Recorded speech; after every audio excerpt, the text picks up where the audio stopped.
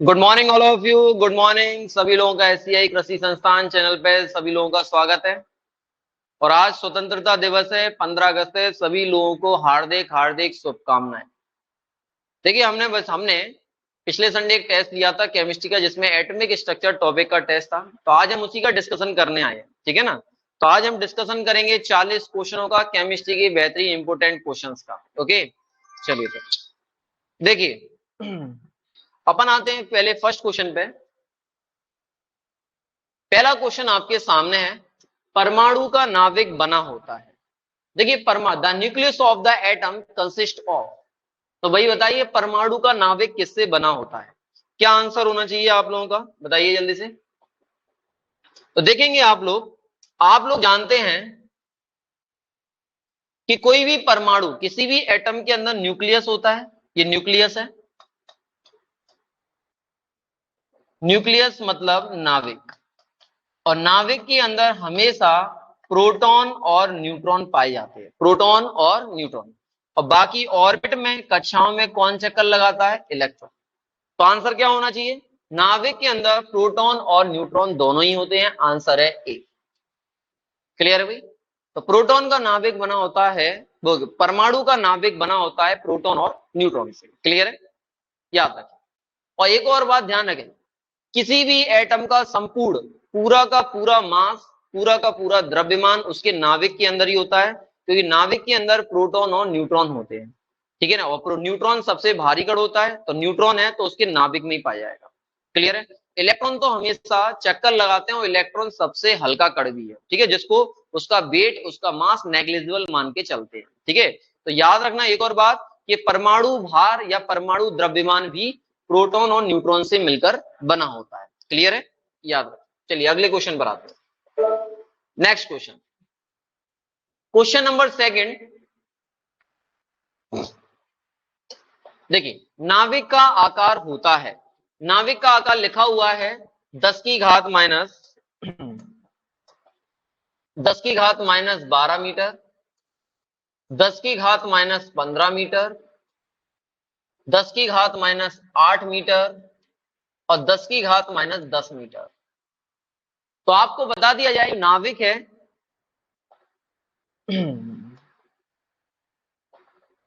जो नाभिक है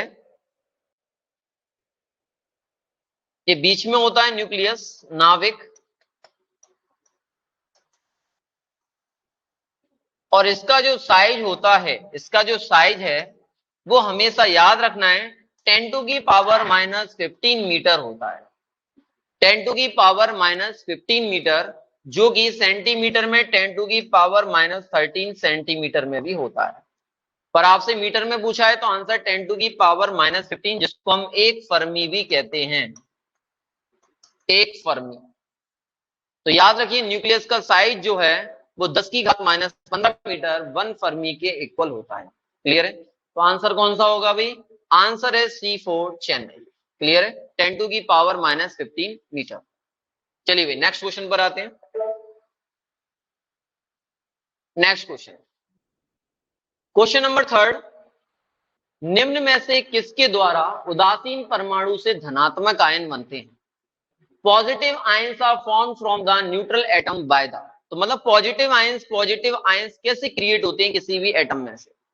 क्लियर है। तो पॉजिटिव आयंस तभी क्रिएट होंगे जब उस वाले एटम से, उसी वाले परमाणु से इलेक्ट्रॉन को त्यागा जाता है या इलेक्ट्रॉन को डोनेट किया जाता है। क्लियर है। जब हम इलेक्ट्रॉन को डोनेट करेंगे तो उस वाले परमाणु के पास हमेशा पॉजिटिव चार्ज रह जाता है। क्लियर है। तो याद रखना है, अगर हम किसी भी परमाणु की बात कर रहे हैं और इसमें से इलेक्ट्रॉन बाहर जा रहा है, तो हमेशा उस परमाणु में कौन सा चार्ज क्रिएट हो जाता है, पॉजिटिव चार्ज। क्लियर है। और जब किसी परमाणु के पास इलेक्ट्रॉन एंटर करता है तो उसके पास कौन सा चार्ज बन जाता है, नेगेटिव चार्ज। क्लियर है। तो हमेशा धनात्मक आयन बनाने हैं तो इलेक्ट्रॉन को डोनेट करना पड़ेगा, इलेक्ट्रॉन को त्यागना पड़ेगा। क्लियर है। तो इलेक्ट्रॉन को खोने से, लॉस ऑफ इलेक्ट्रॉन, तभी पॉजिटिव आयन धनात्मक आयन बना सकते हैं। क्लियर है, आंसर आएगा सी। ओके, चलिए नेक्स्ट क्वेश्चन पर आते हैं। क्वेश्चन नंबर फोर्थ की बात करें तो न्यूट्रॉन की खोज बहुत देर से हुई थी, क्यों। एक्चुअल में आपको पता हो परमाणु तीन चीजों से मिलकर बनाता है, तीन फंडामेंटल पार्टिकल्स होते हैं किसी भी एटम के, किसी भी परमाणु के मूलभूत कण होते हैं, इलेक्ट्रॉन, प्रोटॉन और न्यूट्रॉन। इलेक्ट्रॉन प्रोटॉन की डिस्कवरी हो चुकी थी, इलेक्ट्रॉन की डिस्कवरी जे थॉमसन ने कर दी थी, प्रोटॉन की डिस्कवरी गोल्डस्टीन कर दी थी। अब करने के बाद इलेक्ट्रॉन और प्रोटॉन का पॉजिटिव और नेगेटिव का देख लिया था उन्होंने, लेकिन उन्होंने उसके बाद उस एटम की मेजरमेंट की तो भाई उसका मास इलेक्ट्रॉन प्रोटॉन के मास के इक्वल नहीं आया। तो भाई कुछ ना कुछ उसका मास कहां जा रहा है। तो फिर कुछ सालों बाद, बहुत देरों बाद, 1926 की बात है, तब न्यूट्रॉन की डिस्कवरी हुई थी, जिसमें पता चला कि इलेक्ट्रॉन, प्रोटॉन, न्यूट्रॉन का मास जब हम ऐड कर रहे हैं तो टोटल मास निकल के आ रहा है किसी भी एटम का, किसी भी परमाणु। तो वहां से हम पता चला भाई न्यूट्रॉन भी एग्जिस्ट करता है किसी भी परमाणु, किसी भी एटम में। तो न्यूट्रॉन की फिर डिस्कवरी हुई थी। क्लियर है। तो न्यूट्रॉन की खोज देरी से इसलिए हुई थी कि न्यूट्रॉन के पास चार्ज नहीं है, उसके पास केवल मास है, उसमें उसके पास केवल द्रव्यमान है। तो याद रखिए, तो न्यूट्रॉन नाभिक में रहते हैं, न्यूट्रॉन अत्यधिक अस्थायी कर रहे हैं, न्यूट्रॉन आवेशहीन है। बिल्कुल सही बात है। इलेक्ट्रॉन, न्यूट्रॉन जो है वो आवेशहीन है। न्यूट्रॉन आर चार्जलेस, उसके पास चार्ज नहीं। अगर चार्ज होता तो पहले ही डिस्कवर कर लेते, जैसे इलेक्ट्रॉन और प्रोटॉन की डिस्कवरी हुई है वैसे न्यूट्रॉन की डिस्कवरी हो जाती। न्यूट्रॉन के पास कोई चार्ज नहीं है, इसलिए वो देरी से खोजा गया था। ओके, तो आंसर है सी। और इसकी खोज किसने की थी न्यूट्रॉन की? जेम्स चैडविक ने की थी 1926। चलिए नेक्स्ट क्वेश्चन पर आते हैं। अगला क्वेश्चन है आपके पास, क्वेश्चन नंबर 5। न्यूट्रॉन की खोज किसने की? अभी अभी जस्ट अभी आपको बताया कि न्यूट्रॉन की खोज किसने की है? जेम्स चैडविक ने की है। ठीक है, तो आंसर आपके पास है, तो James Chadwick, answer is a. Okay, चलिए तो नेक्स्ट क्वेश्चन पर आते हैं। ये तो सिंपल क्वेश्चन था। Question number 6। एक परमाणु के नाभिक में उपस्थित मूल कण क्या होते हैं? आप जानते हैं एक परमाणु के नाभिक में कौन कौन से कण होते हैं? ये रिपीटेड क्वेश्चन, पूछने का तरीका अलग है। तो नाभिक के अंदर, न्यूक्लियस के अंदर दो ही कण होते हैं, प्रोटॉन और न्यूट्रॉन। क्लियर है। तो प्रोटॉन और न्यूट्रॉन से मिलकर बना होता है क्या चीज? आपका नाभिक, आपके न्यूक्लियस। लिखा हुआ है the fundamental particles present in the nucleus. Nucleus की बात हो रही है इसलिए प्रोटॉन न्यूट्रॉन है। एटम की बात करता तो इलेक्ट्रॉन, प्रोटॉन, न्यूट्रॉन तीनों हो जाते। ओके, तो answer B Bombay. Question number 7 की बात करें। देखिए कैथोड रेस की बात हो रही है, तो अगर आप लोगों को पता हो कैथोड रेस क्या होती है, कैथोड रेस याद करो। कैथोड रेस की डिस्कवरी विलियम क्रुक्स ने की थी, और विलियम क्रुक्स ने एक कैथोड रे ट्यूब ली थी, और कैथोड रे ट्यूब लेने के बाद उन्होंने क्या किया था? उन्होंने उसके अंदर हाइड्रोजन गैस भर के 10,000 वोल्ट की बैटरी को कनेक्ट किया था। फिर उन्होंने रेस देखी कि नेगेटिव इलेक्ट्रोड से पॉजिटिव इलेक्ट्रोड की तरफ जो रेस जा रही हैं, उन रेस को उन्होंने कैथोड रेस कहा था। नेगेटिव इलेक्ट्रोड का मतलब कैथोड और पॉजिटिव इलेक्ट्रोड का मतलब एनोड। तो कैथोड से एनोड की तरफ जाने वाली रेस को कैथोड रेस बोला था। लेकिन फिर कुछ टाइम बाद पता चल गया था भी कैथोड रेस के पास कौन सा चार्ज है। कोई भी रेस जब जाती है तो उसके पास कुछ पार्टिकल्स होते हैं। तो जे थॉमसन आए, और जे थॉमसन ने इलेक्ट्रिक फील्ड जैसी लगाई तो ये कैथोड रेस जो है वो पॉजिटिव की तरफ मुड़ गई थी। इस तरीके से देखिए, यहां की बात करें तो दो उन्होंने, ये पॉजिटिव नेगेटिव, ये पॉजिटिव, ये नेगेटिव। पॉजिटिव वाली कौन सी होती है? एनोड होती है, और नेगेटिव वाली कौन सी होती है? कैथोड होती है। क्लियर है। और यहाँ पे उन्होंने वैक्यूम ट्यूब लगाया था जिससे लो प्रेशर और लो टेम्परेचर कंटेन करने के लिए। तो यहाँ पे कैथोड से एनोड की तरफ रेस जा रही थी, नेगेटिव से पॉजिटिव की तरफ। जैसे ही 10,000 वोल्ट की बैटरी कनेक्ट करी तो पता चल गया भाई कैथोड रेस है। पर इसमें पार्टिकल पता करने के लिए जे थॉमसन आए थे, उन्होंने यहाँ पे पॉजिटिव और नेगेटिव इलेक्ट्रिक फील्ड लगा दी। तो थोड़ी देर बाद जितनी की सभी रेज पॉजिटिव की तरफ जा रही हैं। अब भाई पॉजिटिव की तरफ तभी अट्रैक्ट होंगी ना जब कैथोड रे के पास नेगेटिव चार्ज हो। सिंपल सी बात है। तो कैथोड रे के पास नेगेटिव चार्ज, और नेगेटिव चार्ज मतलब इलेक्ट्रॉन। तो कैथोड रेस के पास इलेक्ट्रॉन से बनती हैं। तो कैथोड रे के पास कौन से पार्टिकल्स होते हैं? इलेक्ट्रॉन। क्लियर है। तो आंसर है B Bombay, correct answer. Okay, चलिए नेक्स्ट क्वेश्चन पर। क्वेश्चन नंबर 8 की बात करें। Number of neutrons in carbon 12। तो कार्बन 12 में न्यूट्रॉन की संख्या ज्ञात करनी है। तो न्यूट्रॉन की संख्या जब भी निकालनी हो तो याद रखें, नंबर ऑफ न्यूट्रॉन्स निकालना हो तो इसका एक फॉर्मूला है एटॉमिक मास, परमाणु भार माइनस परमाणु क्रमांक। Atomic mass minus atomic number. ठीक है, याद रखो। तो कार्बन 12 की बात हो रही है, कार्बन का एटॉमिक नंबर कितना होता है? 6 होता है। तो नंबर ऑफ न्यूट्रॉन जो हैं वो निकालेंगे तो एटॉमिक मास 12, एटॉमिक नंबर 6। तो 12 माइनस 6 मतलब 6। तो आंसर कितना आ गया? 6 आ गया। ठीक है, तो आंसर है 6। तो नंबर ऑफ न्यूट्रॉन्स निकालना है तो 12 में से 6 माइनस। ओके, चलिए आंसर हो गया। नेक्स्ट क्वेश्चन, अगला क्वेश्चन है 9। हैवीएस्ट पार्टिकल क्या है? भारी कण कौन सा है? मेसोन, न्यूट्रॉन, प्रोटॉन या इलेक्ट्रॉन? देखो फंडामेंटल पार्टिकल्स होते हैं ये तीनों के तीनों। वो मेसोन की बात नहीं करेंगे, मेसोन तो बहुत तेजी से घूमने वाला है। हम 3 फंडामेंटल पार्टिकल्स की बात करेंगे, मूलभूत कण की बात करेंगे, इलेक्ट्रॉन, प्रोटॉन और न्यूट्रॉन। याद रखना, न्यूट्रॉन सबसे ज्यादा मास वाला होता है, सबसे ज्यादा द्रव्यमान जो होता है प्रैक्टिकली वो न्यूट्रॉन का होता है। फिर हम उसके बाद आते हैं प्रोटॉन पे, फिर उसके बाद आते हैं इलेक्ट्रॉन। न्यूट्रॉन का मास होता है समथिंग 1.676 इंटू 10 टू की पावर -27 केजी। प्रोटॉन का होता है 1.675 इंटू 10 टू की पावर -27 केजी। इलेक्ट्रॉन का होता है 9.1 इंटू 10 टू की पावर -31 केजी। अब आप खुद देख लो तीनों को कंपेयर करा के, तो सबसे ज्यादा जो भारी है वो न्यूट्रॉन है। तो आंसर कौन सा हो जाएगा? B bore bomb. क्लियर है? तो याद रखिए। देखो मेसोन जो है एक्चुअल में बहुत तेजी से चलने वाला सबसे तेज चलता है वो मेसोन होता है। वो एक्चुअल में रेडियो वेव वगैरह उसमें मेसोन पाया जाता है। जो भी बहुत तेजी से चलते हैं उनका वेट और भी बहुत कम होता है। ठीक है ना?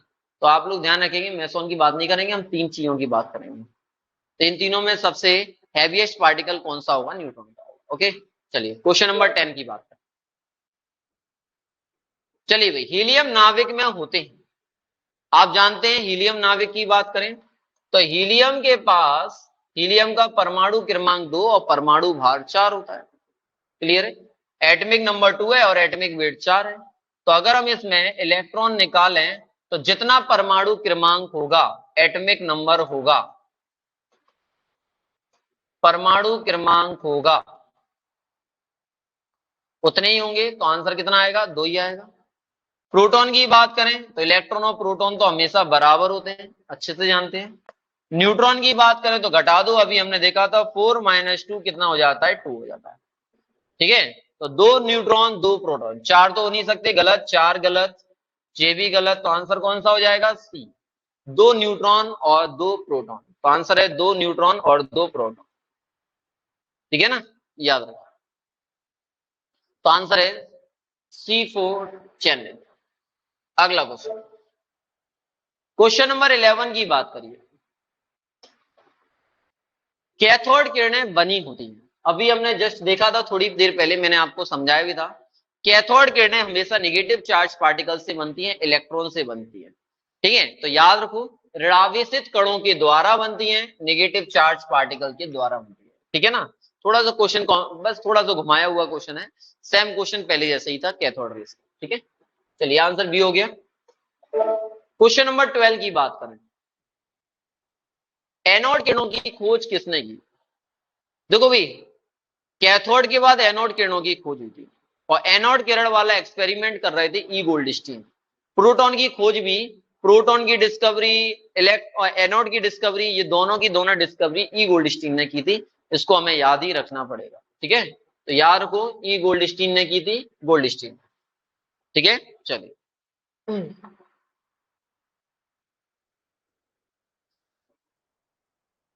आ गया ए गोल्डस्टीन। नेक्स्ट, अगला क्वेश्चन, क्वेश्चन नंबर 13 की बात करें। परमाणु की त्रिज्या किस क्रम में होती है? ठीक है, radius of an atom is of the order of, देखो परमाणु की त्रिज्या यहाँ पे लिखा हुआ है 10 टू की पावर -10 सेंटीमीटर, 10 टू की पावर -15 सेंटीमीटर, 10 टू की पावर -13 सेंटीमीटर और 10 टू की पावर -8 सेंटीमीटर। देखो भाई, ये परमाणु है, ये नाविक है, याद करो। परमाणु जो होता है वो इसकी डिस्टेंस ये होती है, ये पूरा परमाणु होता है, यहां से यहां तक की डिस्टेंस को त्रिज्या बोलते हैं, रेडियस बोलते हैं। और ये रेडियस होती है, त्रिज्या होती है परमाणु की, वो होती है 10 टू की पावर -10 मीटर होती है, जिसको हम 1 एंगस्ट्रॉम कहते हैं। अगर हम सेंटीमीटर में कन्वर्ट करेंगे तो 10 टू की पावर -8 सेंटीमीटर इसका फाइनली आंसर आ जाता है। तो आंसर कौन सा हो जाएगा? D Delhi correct answer, 10 to की पावर -8 सेंटीमीटर आंसर होगा। ओके याद, चलिए क्वेश्चन नंबर 14 पे आइए। देखिए, न्यूट्रॉन पजेसेस, न्यूट्रॉन पर होता है, अभी हमने थोड़ी देर पहले देखा था, न्यूट्रॉन पे कोई भी चार्ज नहीं होता है, कोई आवेश नहीं होता है, तो ये आवेशहीन होते हैं, आंसर है सी। ठीक है ना, इलेक्ट्रॉन पे नेगेटिव, प्रोटॉन पे पॉजिटिव और न्यूट्रॉन पे कोई चार्ज नहीं होता है। ठीक है, याद रखना, तो आंसर है सी। क्वेश्चन नंबर 15 की बात करें, ये सबसे पहले देखा हुआ है कि न्यूक्लियस को, the size of nucleus is measured is, नाविक का आकार किसमें मापा जाता है? तो नाविक का आकार, न्यूक्लियस का जो साइज है वो हमेशा नापा जाता है। आपको अभी जस्ट थोड़ी देर, सबसे फर्स्ट क्वेश्चन, सेकंड क्वेश्चन ही बताया गया था, न्यूक्लियस का साइज होता है वो 10 टू की पावर -15 मीटर, जिसको 1 फर्मी कहते हैं। तो याद रखो, फर्मी में नापा जाता है, फर्मी इसकी यूनिट होती है। तो आंसर कौन सा हो जाएगा? C4 chamber.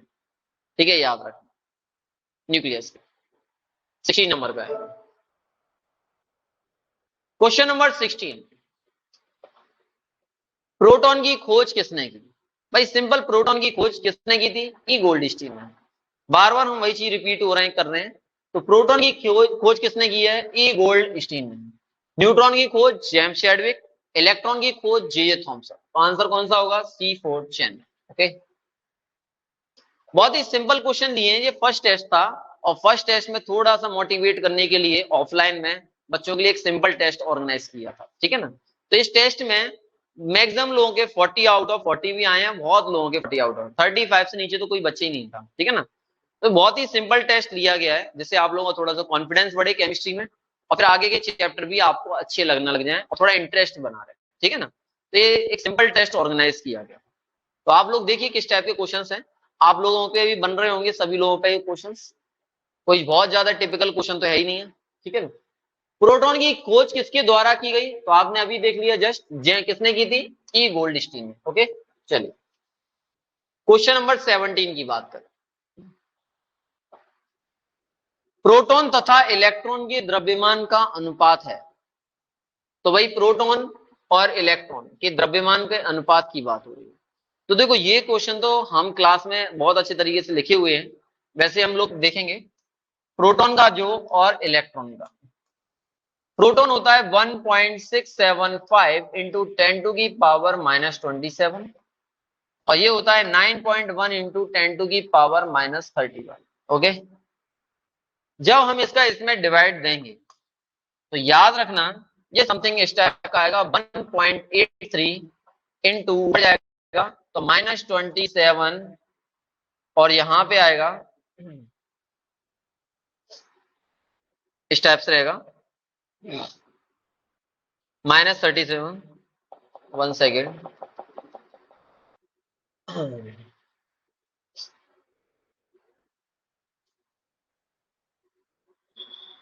एक 1000 आएगा, इसका करेंगे तो ऊपर 10 आएगा, एक जीरो से एक जीरो कैंसिल कर दे। ठीक है, चल पॉइंट हटाएंगे तो 3 जीरो नीचे आएंगे, और ये वाला पॉइंट हटाएंगे तो ऊपर एक जीरो आएगा, एक जीरो से एक जीरो कैंसिल कर दिया। तो यहाँ पे 91 का डिवाइड अगर हम 1675 में दें तो 91 एकम 91, और समथिंग 167 समथिंग कितना आएगा? 67 और 9 लगभग लगभग 76 होते हैं। तो यहाँ पे हम 76 और 5 तो 765 में हम 91 का डिवाइड देंगे तो लगभग लगभग 8 बार जाएगा, ठीक है, तो 18 पॉइंट समथिंग आएगा, ठीक है, जो भी 18.3 के समथिंग। अब ये बात करें, देखो 10 टू की पावर -27 है और नीचे कितना है -31 और ये 100, तो माइनस का 29 है, ठीक है ना। अब देखेंगे आप लोग 18.3 इंटू 10 टू की पावर -27 प्लस 29, तो आप खुद देखेंगे यहाँ पे पॉइंट हटाएंगे तो यहाँ पे 18 हम देखें 0.3 और 10 टू की पावर 2, क्लियर है। अब अगर हम इस फॉर्मेट में बनाना चाहते हैं, ये 10 टू की पावर 3 है, यहाँ पर 10 टू की पावर 2 है, तो मैंने 10 का मल्टीप्लाई किया, 10 का डिवाइड दिया, तो समथिंग 1.83 इंटू 10 टू की पावर 3 निकल के आ जाएगा। तो ये आंसर करेक्ट है, 1.8 इंटू 10 टू की पावर 3, तो आंसर बी बॉम्बे इसका करेक्ट माना जाएगा, ठीक है, डिवाइड दे रहे हैं। और वैसे भी आप लोग याद रखो, जो प्रोटॉन का द्रव्यमान होता है, प्रोटॉन का मास होता है, वो इलेक्ट्रॉन के मास का हमेशा 1840 गुना होता है, ये आप लोग याद रखेंगे, ठीक है। Mass of proton is the times 1840 times of the mass of electron, ठीक है, ये जरूरी है, ये फिक्स रहता है, ये कभी चेंज नहीं होगा, ठीक है। और वैसे पॉइंट में ये आंसर आएगा। चलिए भाई नेक्स्ट क्वेश्चन पर आते हैं। क्वेश्चन नंबर 18 की बात करें, प्रोटॉन और न्यूट्रॉन को संयुक्त रूप से क्या कहते हैं। भाई बता दिया आप लोगों को, बहुत बार बता रहे हैं कि जब बीच में प्रोटॉन और न्यूट्रॉन होंगे, किसके अंदर होते हैं, न्यूक्लियन के अंदर होते हैं, न्यूक्लियस के अंदर होते हैं। नाभिक के अंदर जो कण पाए जाते हैं उसको नाभिकीय कण कहते हैं, जिसको न्यूक्लियन कहते हैं। क्या कहते हैं, न्यूक्लियन। न्यूक्लियन जो बनता है वो प्रोटॉन प्लस न्यूट्रॉन से बनता है, जिसको हम नाभिकीय कण कहते हैं। तो याद रखें, प्रोटॉन प्लस न्यूट्रॉन, आंसर है डी दिल्ली, ठीक है, डी दिल्ली करेक्ट आंसर। चलिए क्वेश्चन नंबर 19 पे आइए, बताइए जिस तत्व जिसका परमाणु क्रमांक 25 है, परमाणु भार 55 है, तो नाभिक में होंगे, नाभिक में प्रोटॉन न्यूट्रॉन की बात कर रहा है क्या, तो the nucleus of the element having atomic number 25 and atomic weight कितना है 55 विल कंटेन। तो सिंपल सी बात है, कोई एटम हमने एक्स मान लिया जिसका एटॉमिक नंबर 25 है और एटॉमिक मास कितना है 55 है। आप अच्छे से रिप्रेजेंट करना तो जानते ही हैं। अब आप बताइए जितना एटॉमिक नंबर होगा उतने ही प्रोटॉन होंगे, तो प्रोटॉन तो 25 रहने वाले हैं, और न्यूट्रॉन की बात करें तो माइनस कर दो, 20 इक्वल टू कितना आ जाएगा 30, तो 30 न्यूट्रॉन होंगे और 25 प्रोटॉन। बताओ 25 प्रोटॉन और 30 न्यूट्रॉन, आंसर है ए, ए इज करेक्ट आंसर, ए इसका परफेक्ट सही आंसर होगा। ओके चलिए नेक्स्ट क्वेश्चन, क्वेश्चन नंबर 20 पर आते हैं। यदि एक तत्व का परमाणु भार W है और परमाणु क्रमांक N है तो क्या। तो देखो भाई इसमें क्वेश्चन में ऑप्शंस नहीं दिए हैं, एक एरर है, इसमें न्यूट्रॉन पूछे गए थे। तो अगर मैं न्यूट्रॉन आपसे पूछूं तो न्यूट्रॉन क्या निकल के आएगा। तो आप जानते हैं भाई न्यूट्रॉन अगर पूछा जाए तो क्या होगा, परमाणु भार में से परमाणु क्रमांक को माइनस कर देंगे। तो परमाणु भार जो कि हमें W दिया हुआ है और परमाणु क्रमांक जो कि हमें N दिया गया है, तो W माइनस N निकल के आ जाता है। ओके, ये इसका फॉर्मूला बन जाता है। चलिए 21 पे आते हैं, question number 21, the total number of neutrons in di positive zinc ions, ठीक है, विद मास नंबर 70। तो भाई जिंक है डाई पॉजिटिव, भाई एटॉमिक नंबर होता है 30 और एटॉमिक मास परमाणु भार है 70, ये दिया हुआ, ठीक है ना, ये ध्यान रखना। अब मुझे आप लोग इतना बताइए कि भाई यहां पे कुल न्यूट्रॉन निकालने, क्या निकालने, न्यूट्रॉन। तो न्यूट्रॉन जब निकालने हैं तो न्यूट्रॉन को माइनस कैसे करेंगे, 70 में से 40 माइनस करेंगे, 70 में से 30 माइनस करेंगे तो आंसर आ जाएगा 40, 40 इसका करेक्ट आंसर, ठीक है ना, 40 इसका करेक्ट आंसर होगा। ओके 70 में से 30 गए 40, तो 40 इज करेक्ट आंसर। ओके, चलिए नेक्स्ट क्वेश्चन पर आते हैं। 21 से 22 पे आते हैं।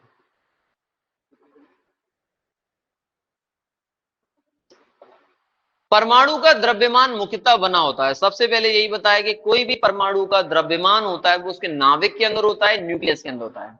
तो nucleus consist of proton and electron, proton and neutron particles, ठीक है ना। तो याद रखना एटॉमिक मास जो बनता है वो हमेशा प्रोटॉन और न्यूट्रॉन से मिलकर बना होता है, सिंपल सी बात है। तो आप यहां देखेंगे परमाणु का द्रव्यमान प्रोटॉन और न्यूट्रॉन, तो आंसर कौन सा हो जाएगा? प्रोटॉन न्यूट्रॉन, आंसर है सी, ठीक है ना। बता दिया था मैंने, कोई भी भाई परमाणु का जो द्रव्यमान होता है उसके न्यूक्लियस के अंदर होता है, नाभिक के अंदर होता है, और नाभिक के अंदर प्रोटॉन और न्यूट्रॉन होते हैं। क्लियर है, याद रखिए। चलो 23, the number of unpaired electrons in the Fe+2 ions. देखिए भाई Fe+2 आयंस की बात करा अयुग्मित इलेक्ट्रॉन, तो इसके लिए हमें अबाउ नियम पता होना चाहिए। Fe26, अबाउ का नियम लगाएंगे तो 1s2 2s2 2p6 3s2 3p6 4s2 और 3d6, ये दिया हुआ है। ओके, अब आप मुझे बताइए यहाँ पे Fe+2 आयन है, तो Fe+2 का मतलब है भारी कक्षा में से इलेक्ट्रॉन निकालना है ना। +2 चार्ज का मतलब है 2 इलेक्ट्रॉन गायब है, और 2 इलेक्ट्रॉन जब गायब हैं तो हम कहां से इलेक्ट्रॉन निकालेंगे? आउटर मोस्ट ऑर्बिट से निकालेंगे, भारी कक्षा में से निकालेंगे। तो आप खुद देखिए, ये फर्स्ट ऑर्बिट पहली कक्षा है, ये सेकंड ऑर्बिट दूसरी कक्षा है, ये भी दूसरी कक्षा है, ये भी तीसरी कक्षा है, ये भी तीसरी है, ये भी चौथी है, ये तीसरी है। तो बाहर वाली कक्षा कौन सी दिखाई दे रही है? चौथी कक्षा है, फोर्थ ऑर्बिट है। तो यहां से हम 2 इलेक्ट्रॉन को मूव करने वाले हैं, क्योंकि +2 चार्ज की बात हो रही है, +2 चार्ज, और +2 चार्ज में 2 इलेक्ट्रॉन गायब करेंगे तो 4s0 3d6, और बाकी जैसा है वैसे ही रहेगा। अब यहाँ पे आप देखें एस के अंदर एक कक्षक होता है जो जिसमें कोई भी इलेक्ट्रॉन नहीं है, और डी के अंदर 5 कक्षक होते हैं, 5 ऑर्बिटल्स होते हैं। तो 6 इलेक्ट्रॉन है, 1 2 3 4 5 और ये 6। हुंड के नियम के अकॉर्डिंग हम इलेक्ट्रॉन भरेंगे, तो यहाँ पे देखेंगे 4 अनपेयर्ड इलेक्ट्रॉन हमें ऑलरेडी दिखाई दे रहे हैं, तो आंसर आ जाएगा 4 अनपेयर्ड इलेक्ट्रॉन। 4 अनपेयर्ड इलेक्ट्रॉन, 4 अयुग्मित इलेक्ट्रॉन होंगे। ओके जी, आंसर है बी। क्लियर है, चलिए नेक्स्ट 24 क्वेश्चन पर आते हैं हम लोग। Question number 24, a sodium cation has different number of electrons from। भाई सोडियम कैटायन की बात हो रही है कि इन चारों ऑप्शन में से कौन सा ऑप्शन है जिसमें इलेक्ट्रॉन की संख्या सोडियम आयन के बराबर नहीं है। तो चारों ऑप्शन को पहले एक बार अच्छे से देख लो। पहला दिया हुआ है O-2, ये दिया हुआ है लिथियम प्लस, ये दिया हुआ है फ्लोरीन माइनस, और ये दिया है एल्यूमिनियम +3। हम चारों में निकाल के देखते हैं। सोडियम का 11 होता है, तो आप बताएंगे 11 है, तो इलेक्ट्रॉन भाई कितने होंगे? 11 में से 1 जाएगा 10। आप अच्छे से जानते हैं पॉजिटिव चार्ज होगा तो इलेक्ट्रॉन घट जाते हैं, नेगेटिव चार्ज होगा तो इलेक्ट्रॉन बढ़ जाते हैं, ठीक है ना। 10 चाहिए। ऑक्सीजन -2 8 होता है एटॉमिक नंबर, तो 8 + 2 मतलब 10 इलेक्ट्रॉन हो चुके हैं। Option B fluoride minus fluorine का एटॉमिक नंबर कितना होता है? 9, तो 9 + 1 = 10 इलेक्ट्रॉन। ओके, ये भी 10 आ रहा है। C option lithium plus, lithium का एटॉमिक नंबर कितना होता है? 3, तो यहां पे 3 में से 1 घटेगा तो कितने इलेक्ट्रॉन हो जाएंगे? 2 इलेक्ट्रॉन। अब भाई 10 इलेक्ट्रॉन नहीं है इसमें, 2 इलेक्ट्रॉन है, तो ये गलत हो गया है। किसमें संख्या अलग है? सी में। तो आंसर आ जाएगा C4 Chennai, correct answer. Okay, तो ये इसका करेक्ट आंसर था। चलिए 25 पे आएंगे। क्वेश्चन नंबर 25 को देखें। एक परमाणु का इलेक्ट्रॉनिक विन्यास आपको दिया है 1s2 2s2 2p6। चलो यहां लिख देता हूं मैं 1s2 2s2 2p6 3s2 3p6 और 4s2 3d10 और 4p5 ये दिया हुआ है। तो बताओ भाई परमाणु भार 80 दिया हुआ है, एटॉमिक वेट 80 है, परमाणु क्रमांक बताना है और नाभिक में न्यूट्रॉन की संख्या बतानी है। परमाणु क्रमांक एटॉमिक नंबर बताना है और न्यूट्रॉन बताना है।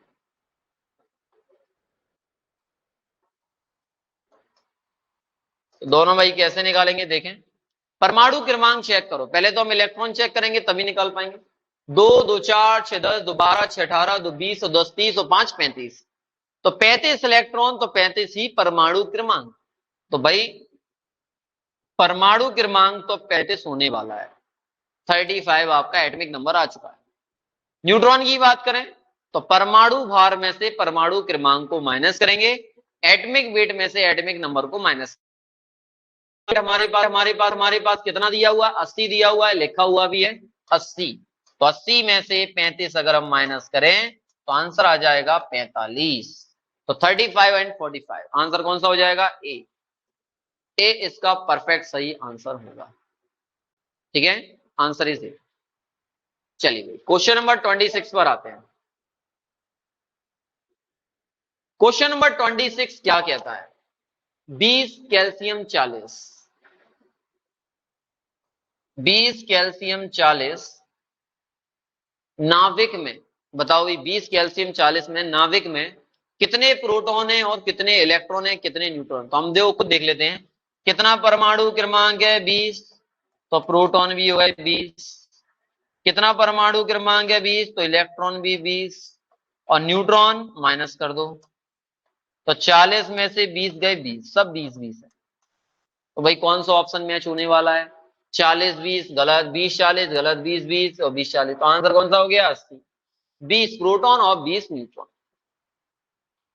क्लियर है भाई, बड़ा ही सिंपल क्वेश्चन है, इलेक्ट्रॉन प्रोटॉन न्यूट्रॉन भी पूछा गया। ओके चलिए नेक्स्ट क्वेश्चन पर आते हैं। अगला क्वेश्चन है 27, CONH2। अब भाई जो आगे बॉन्ड है वो एक्चुअल में नेगेटिव चार्ज है, इलेक्ट्रॉन की संख्या पूछी गई है, तो इलेक्ट्रॉन निकालेंगे तो एक नेगेटिव चार्ज तो एक, प्लस कार्बन का एटॉमिक नंबर होता है 6, ऑक्सीजन का होता है 8, नाइट्रोजन का होता है 7 और हाइड्रोजन का होता है 1, तो 2 हाइड्रोजन है तो 2, और प्लस कर दो भाई इलेक्ट्रॉन निकल के आ जाएंगे। 6 और 1 7 8 15 और 7 22 और 2 24, तो 24 इलेक्ट्रॉन हो जाएंगे टोटल। तो आंसर है बी बॉम्बे का 24 इलेक्ट्रॉन। ठीक है, तो 24 इलेक्ट्रॉन इसका परफेक्ट सही आंसर होगा। जितना एटॉमिक नंबर उतनी इलेक्ट्रॉन्स, ऐसे याद रखिए। तो उसी तरीके से हमने निकाली 24 आ गए। चलिए 28 पर आए। 28, the ratio between the neutrons in carbon and silicon with respect atomic mass 12 and 28। भाई परमाणु भार दिया हुआ है तो हमें न्यूट्रॉन की संख्या का अनुपात निकालना है। तो भाई आप ध्यान रखें, कार्बन का 6 और 12 और सिलिकॉन का होता है 14 28। ठीक है भाई, तो न्यूट्रॉन निकालने जा रहे हैं। भाई 12 में से 6 माइनस करेंगे, 28 में से 14 माइनस करेंगे, अभी हम न्यूट्रॉन निकाल पाएंगे। 12 से 6 जाएंगे 6, 28 में 14 जाएंगे 14, काट दो, 2 3 6 2 7 14, तो आंसर आ गया 3:7। तो 3:7 कौन सा आंसर हो गया, C4 चेन्नई। तो चेन्नई इसका करेक्ट आंसर होगा। ठीक है, 3:7, 3:7। बड़ा ही सिंपल क्वेश्चन था। 29 पर आते। क्वेश्चन नंबर 29, आप क्वेश्चन को देख पा रहे हैं तो यहां समझना, क्वेश्चन ये पूछ रहा है the number of electron in potassium -1, और पोटेशियम का 19 और 40 दिया हुआ है, ये दिया हुआ है, तो इलेक्ट्रॉन पूछ रहा है। तो भाई सिंपल सी बात है, कितना परमाणु क्रमांक 19, इलेक्ट्रॉन 19, पर नेगेटिव चार्ज है तो जुड़ जाएंगे, तो 19 + 1 कितना हो जाएगा 20। क्लियर है, तो कितना हो जाएगा 20 इलेक्ट्रॉन। 19 प्लस 1 20, तो आंसर आ गया 20 electron. Answer is 20 is correct answer इसका। ओके चलिए नेक्स्ट 30, क्वेश्चन नंबर 30 पर आते हैं। The number of neutrons, protons and electrons, और किसमें बात हो रही है? 89 टू 31। 89 बाई 231 में कितने प्रोटॉन है, कितने न्यूट्रॉन है, कितने इलेक्ट्रॉन है? प्रोटॉन, न्यूट्रॉन और इलेक्ट्रॉन। भाई प्रोटॉन कितने होंगे? जितना एटॉमिक नंबर है, परमाणु क्रमांक है 89, तो 89। न्यूट्रॉन, इलेक्ट्रॉन, अब किसकी बात हो रही है? न्यूट्रॉन की। तो न्यूट्रॉन कितने होंगे? माइनस कर दो, तो 231 में से 89 माइनस करेंगे तो 142 आता है। ओके क्लियर है? ठीक है भाई, निकाल लिया। अब इलेक्ट्रॉन की बात करो तो जितना एटॉमिक नंबर उतने ही इलेक्ट्रॉन, तो 89। तो कौन सा आंसर मैच कर रहा है भाई? C4 channel. ठीक है, 89, 142, 89, आंसर आ गया सी। ओके चलो अगला क्वेश्चन, क्वेश्चन नंबर 31 की बात करें। Question number 31, the number of electrons in chloride negative. ठीक है, तो क्लोराइड नेगेटिव आयंस में कितने इलेक्ट्रॉन होंगे? सिंपल भाई, भाई क्लोरीन का कितना होता है? 17 35.5 होता है। कितना एटॉमिक नंबर है? 17, इलेक्ट्रॉन 17, लेकिन नेगेटिव चार्ज है तो जोड़ना पड़ेगा। 17 और 1 कितने हो जाएंगे? 18 इलेक्ट्रॉन। तो कौन सा ऑप्शन हो जाएगा? Answer is C. तो इलेक्ट्रॉन हम आसानी से निकाल सकते। ठीक है क्लियर। 31 के बाद आते हैं 32। देखिए भाई 6 प्रोटॉन है तो नाभिक में पाए जाते हैं, तो परमाणु कौन सा हो? 6 protons are found in the nucleus of, किस न्यूक्लियस की बात कर रहे हैं? तो 6 प्रोटॉन मतलब 6 परमाणु क्रमांक, और 6 परमाणु क्रमांक एटॉमिक नंबर, तो आप अच्छे से जानते हैं किसका होता है भाई? कार्बन का होता है। तो भाई कार्बन के न्यूक्लियस की बात हो रही है, कार्बन की बात हो रही है, तो आंसर कौन सा हो जाएगा? C4 चलिए। ओके इतना, चलिए 32 के बाद आएंगे 33 पर।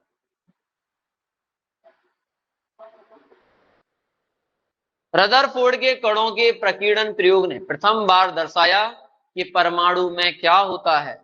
तो भाई मैंने आपको बताया था अधिकतर अल्फा कण आर पार निकल गए थे, इससे फॉर्मूले से सिद्ध हो गया था कि अधिकांश भाग किसी भी एटम का खोखला है, हॉलो है। ठीक है ना? और कुछ अल्फा कण क्या हुए थे?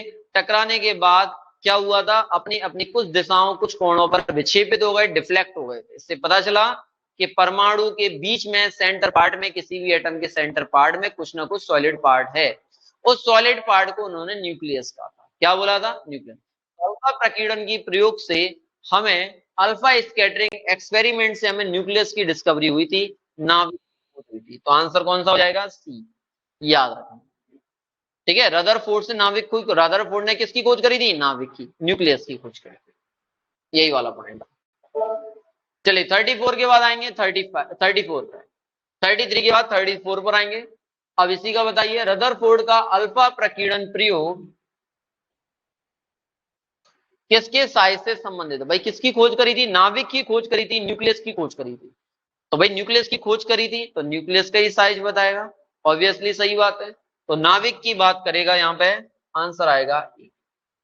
नाभिक के साइज से संबंधित है, नाभिक के आकार से संबंधित। ठीक है, याद ए। 34 के बाद आएंगे 35 पे। बोहर का मॉडल स्पष्टीकरण देता है। तो मैं आप लोगों को बता दूं, बोहर का मॉडल है पूरे के पूरे इलेक्ट्रॉन के बेस्ड। इलेक्ट्रॉन के बारे में ज्यादा से ज्यादा जानकारी, इंफॉर्मेशन किसने दी थी? बोहर ने दी थी। लेकिन प्रॉब्लम इसका सबसे बड़ा ड्रॉबैक यही था कि ये मॉडल केवल एक इलेक्ट्रॉन वाले एटम के लिए ही वैलिड था। जैसे कि हाइड्रोजन हुआ, हीलियम प्लस हुआ, लिथियम प्लस 2 हुआ, बेरिलियम प्लस 3 हुआ, जिसमें एक इलेक्ट्रॉन होगा उसके लिए वैलिड होगा, अदरवाइज और एक से ज्यादा इलेक्ट्रॉन के लिए ये वैलिड नहीं होता। बोहर का मॉडल सीधे सीधे बोहर ने बोल दिया था। तो कौन सा आंसर होगा? स्पष्टीकरण एक्सप्लेन किसको करता है? केवल परमाणु है आयन के स्पेक्ट्रम जिसमें एक इलेक्ट्रॉन होता है, याद रखें। स्पेक्ट्रम ऑफ एटम और ion containing 1 electron having only, answer is D Bombay. ठीक है, याद। चलिए 35 के बाद आएंगे 36 पर। ये तो फॉर्मूला है इलेक्ट्रॉन की ऊर्जा का, किसी भी कक्षा की ऊर्जा का फॉर्मूला है। ये बोहर ने ही बताया था, और बोहर ने बोला था भाई सीधे सीधे E equal to -13.6 upon n square into Z square electron volt. ये फॉर्मूला दिया था, याद रखना। सब में माइनस माइनस लगा लेना, तो आंसर इसका C4 चेन्नई करेक्ट आंसर हो जाएगा। तो इलेक्ट्रॉन की ऊर्जा का ये फॉर्मूला है, ठीक है ना। किसी भी कक्षा में इलेक्ट्रॉन को जो ऊर्जा मिलती है वो कितनी मिलती है, वो ये फॉर्मूला है, ठीक है, एनर्जी का। क्वेश्चन नंबर 37 पर आते हैं। हाइड्रोजन के प्रथम बोहर की त्रिज्या कितनी होगी? भाई सिंपल सी बात है, प्रथम बोहर कक्षा की ऊर्जा, फर्स्ट बोहर ऑर्बिट, n की वैल्यू 1। हाइड्रोजन की बात हो रही है तो Z इक्वल टू 1, तो formula R equal to 0.529 into n square upon Z angstrom. तो 0.529 इंटू 1 अपॉन 1 का कोई मतलब नहीं होता, तो 0.529 जिसको हम 0.53 भी पढ़ सकते हैं। तो आंसर कौन सा हो जाएगा? D for Delhi. Delhi is perfect answer होगा। तो 37 का D is perfect. Okay, clear है। चलिए नेक्स्ट 37 के बाद आएंगे हम 38 पे। तो बेरिलियम के 4th इलेक्ट्रॉन की बात करें तो चारों क्वांटम संख्याएं बतानी है। तो बेरिलियम की बात करेंगे तो बेरिलियम में का परमाणु क्रमांक होता है 4। हम लगाएंगे तो 1s2 और 2s2 लगाएंगे। कितना लगाएंगे? 1s2 2s2। अब भाई अंतिम इलेक्ट्रॉन जो है 2s2 में जा रहा है, तो बताइए n की वैल्यू कितनी होगी? 2। l क्या रिप्रेजेंट करता है? sPdF। s के लिए l की वैल्यू कितनी होती है? 0। और आप जानते हो s में एक ऑर्बिट होता है, l0, तो m भी क्या होगा? 0 ही होगा। कितने इलेक्ट्रॉन है? 2, तो पहला इलेक्ट्रॉन और दूसरा, तो दूसरा इलेक्ट्रॉन किसमें गया? उल्टा है, तो s की वैल्यू कितनी आएगी? -1/2। कौन सा ऑप्शन मैच होगा? सी आंसर, सी इसका परफेक्ट सही आंसर होगा, 200 -1/2। ओके, ये करेक्ट आंसर। चलिए 38 के बाद हम आएंगे 39 पे। The shape of N orbital is given by the quantum number. अभी आज हमने डिजिटल क्लास में हमने देखा था, आज ही सुबह क्लास हुई है। तो भाई ध्यान रखें, किसी भी ऑर्बिटल, किसी भी कक्षा की या किसी भी उपकोष की आकृति या शेप ऑफ सबसेल के बारे में अगर कोई बताता है तो वो हमेशा एल बताता है, एजीमुथल क्वांटम नंबर बताता है, सेकेंडरी क्वांटम नंबर बताता है, एंगुलर क्वांटम नंबर, ये तीनों एक ही बात है, ठीक है। तो याद रखना, आकृति केवल एल बताएगा, तो एल कौन सा होगा? B bomb. ओके, क्लियर है भाई। तो ये थे हमारे क्वेश्चंस, ठीक है। तो यहां पे पूरे क्वेश्चंस कंप्लीट हो गए टेस्ट के। ओके, तो टेस्ट के पूरे क्वेश्चन कंप्लीट। अब हम नेक्स्ट टेस्ट हमारा जो संडे को होने वाला है उसका भी डिस्कशन करेंगे, उसके अगले हफ्ते करेंगे, ठीक है। तो लगातार जो टेस्ट हमारे ऑफलाइन हो रहे हैं, ऑनलाइन हो रहे हैं, उनके टेस्ट के सॉल्यूशन और टेस्ट पेपर आपको ऑनलाइन यूट्यूब पर मिलते रहेंगे लगातार, ठीक है। Okay, thank you all of you. आज की क्लास को यहीं ओवर करेंगे और लगातार हमारी क्लास देखते रहिए, ठीक है। आपको पर्टिकुलर अच्छे अच्छे क्वेश्चंस, इंपोर्टेंट क्वेश्चंस पीएटी 2024 जो आप लोग टारगेट कर रहे हैं उसके लिए बहुत ही लाभदायक रहेंगे, ठीक है। Thank you all of you so much, thank you.